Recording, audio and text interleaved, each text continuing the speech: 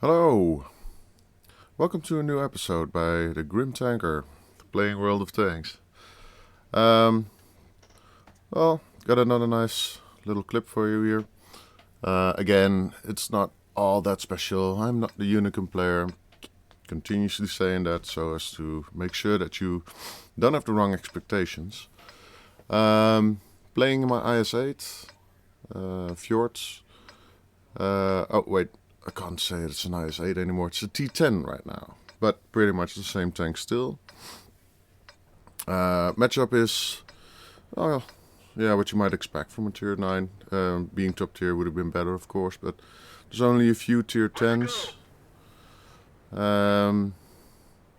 So yeah, normally if you're heavy you should go south, but while I was looking at the lineup of the tanks, I saw the two E100s in a platoon on the enemy team, and I was thinking, yeah, going to the sort of the K3-4, what's it, K45 area, J45, whatnot. I'm gonna encounter the E100s there, and if they're gonna angle their armor, there's not a whole lot I can do. So, not going north on the 0 line, I decided that I wanted to take the central position here. Our object 140 moving forward really aggressively. Yeah, that's suicide pretty much. Which is good, because there goes 25% of all of our tier 10s. Immediately killing himself against some tier 9 and 10 meds. And I find myself being the only one guarding this position here. Now, it's not very likely that they're gonna rush this, because they run the risk of being flanked on both sides, but you need to be here. It's good cover. A nosy E50 shows himself, exposes his lower plate, and yeah, this gun knows how to deal with that. 442 damage done on fellow tier 9. This is an interesting tank. Oh, look. Thank you. 479 damage, kind of free. Side of the lower turret, not a problem at all. Now I have this shot here, and it's, yeah, I kind of knew that was not gonna pen, but maybe I was thinking, just, you know, that's the only thing I could shoot at. Just maybe I'll hit its commander's hatch and do damage, but the IS8 is kind of interesting in that it is officially a tier 9 heavy, and if you see the alpha damage on the gun, it is indeed heavy. Then I get spotted here. I don't know by who, but it is a tier 9 heavy. It does the damage of a tier 9 heavy, but it moves faster, and the armor is kind of unreliable. So this is what I'm gonna showcase. Here at this point I was like, I'm behind a rock, behind bushes, how the hell do I get spotted? And then I noticed that this object 140 of the enemy team was behind me, and he was the one that was spotting me. And he is focused on the Jaeger, driving around him. So yeah, that's a problem for the Jaeger, but I'm in a good position to assist him, take him out. As always, kind of pleasing to take out tier 10s and a tier 9. So the T-32 that was opposing the Jaeger there, I was thinking he's not gonna push the Jaeger, and the Jaeger was aiming his side, so I decided to assist here. There's still the low in the background, and of course the Panther 2 and a Batchat here. Panther 2 turret, especially if the shell lands, you know, Russian accuracy. Haha. Yeah. I can deal with the Panther in my T10, i.e. IS8. This is a slugfest that he cannot possibly win. He's a flimsy armored tier 8 medium, and I am a, well, sort of decently armored tier 9 med heavy. I'm sorry. So yeah, this is over fast.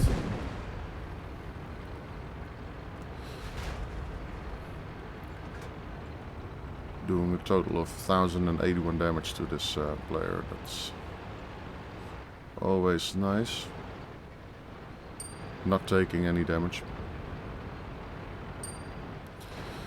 So at this point the battle is pretty much won. There's 4 of their players still alive, and there's a couple of them running towards their base, but as you can see on the minimap, the T-54E1 and the SU-101 are moving that way as well to defend the base.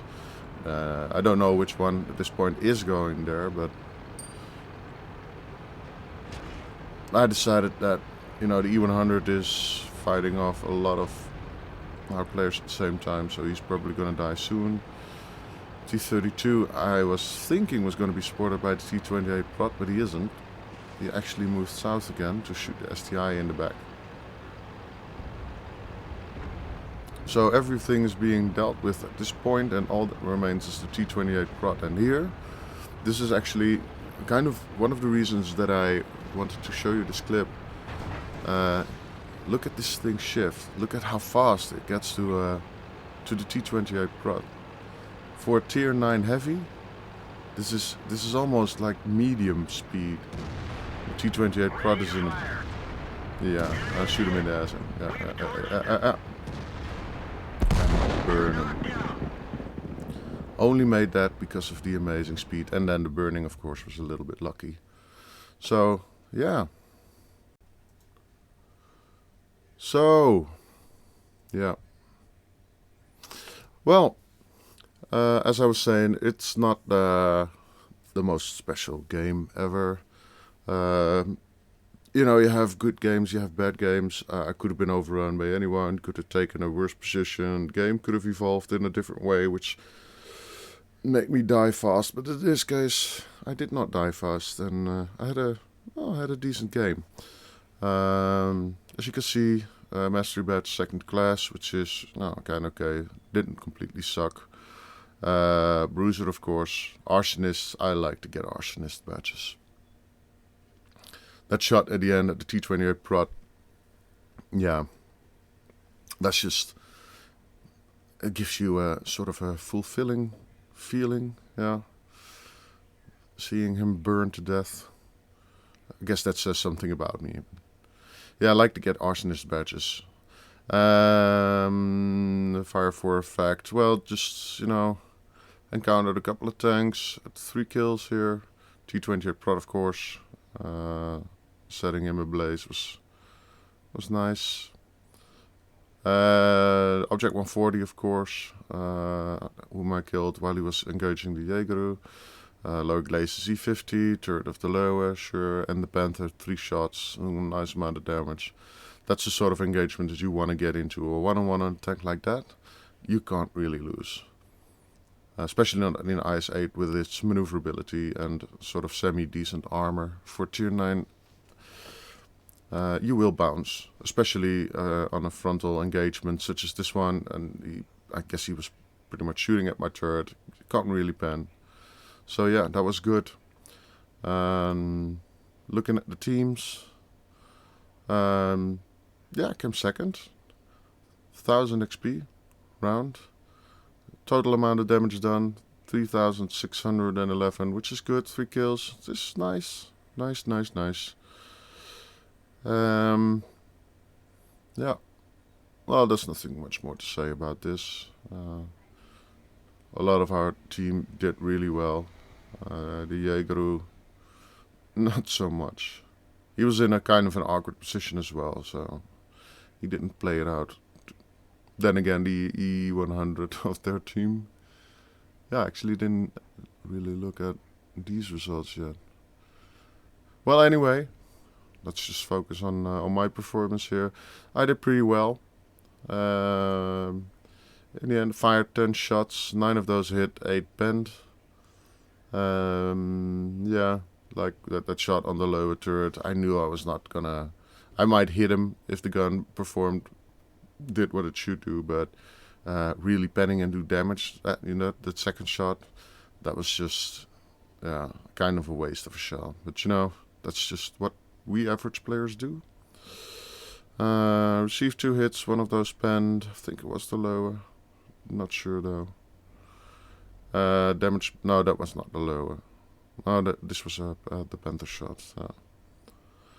So, 54,000 credits after taxes, 40 remain, which is a nice amount of credits to get from a tier 9 battle. And with 1,000 base XP, 1,500 with the premium account and the daily double, 3,000 XP, which was a good little step towards getting the IS7. So, yeah, nice little game. Just, one of the many that you get most of the times. But as, like I was saying, the most interesting thing about this replay is the fact that the IS8 is such a strange all-round heavy. Like with the speed that it can get to move towards another location on the battlefield and assist there. That gun that performs really well. A lot of people say that the IS7 is very strong in tier 10, and the IS3, being a tier 8 heavy, is kind of overpowered, which left the IS8 or the T10 or whatever it's called nowadays, sort of as like the weak little brother, like the tier 9, the phase that you need to get through from a very strong tank towards another strong tank. But the IS8 or the T10, it has its charm. It's not without its strong points, but it's just not as strongly armored as the other ones. But it has the speed, it has the gun. It might take a little time to get used to it, but you do well. You can pen, you can move. I like it. So, and I hope you like this replay as well. Please consider subscribing. I'll be grateful.